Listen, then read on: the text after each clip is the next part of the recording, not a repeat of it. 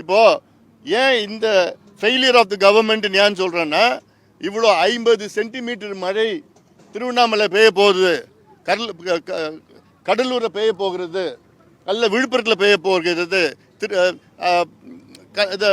தருமபுரியில், கிருஷ்ணகிரியில் பெய்ய போகிறது என்று ஒரு முன்னெச்சரிக்கை சொல்லியிருக்கணும், மக்கள்கிட்ட சொல்லியிருக்கணும். சொல்லலை. ஏன்னா அரசாங்கத்துக்கே தெரியல. இதுதான் ஃபெயிலியர் ஆஃப் த கவர்மெண்ட். இது அப்புறம் இது தெரிஞ்சாதானே மக்களும் தயார் நிலையில் இருப்பாங்க, அதிகாரிகளும் தயார் நிலையில் இருப்பாங்க.